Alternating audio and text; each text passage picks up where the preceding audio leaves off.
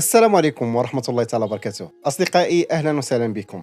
وأخيرا وصلنا إلى المباراة النهائية من كأس إفريقيا للمحليين. هذه المباراة تجمع بين المنتخب الوطني المغربي ضد منتخب مدغشقر. فالمباراة غتكون يوم السبت على الساعة 4 بالتوقيت المغربي، يعني مع 4 مع العصر. فالمباراة خوتي غتكون منقولة على العديد من القنوات، كاينين المجانين وكاينين المدفوعين. أهم قناة مدفوعة والناقل الحصري لهذه البطولة فهي قنوات بي إن سبور.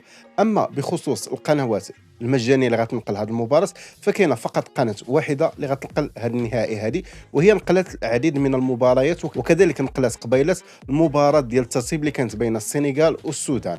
فالقناة هي تيلي كونغو. هذه القناه فهي كتواجد على القمر الهوتبورد 13 الشرق.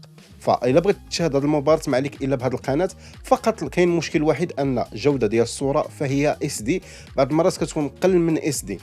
فإلا بغيت تفرج في هذه القناه فالتردد ديالها فهو هذا 12149. القطبيه غتكون فيرتيكال حرف في عمودي، الترميز غيكون 27500. نولي نعاود لكم التردد 12149. القطبيه غتكون فيرتيكال حرف في عمودي، الترميز غيكون 27500. اصدقائي فهذه هي القناه المفتوحه اللي غتنقل مباراه بين المنتخب الوطني المغربي ضد منتخب مدغشقر النهائي. ففرجه ممتعه للجميع. ما تنسيش دير معك لايك بارطاج، الا ما كنتش مشترك فاشترك وفعل زر الجرس باش ديما توصل بجديد.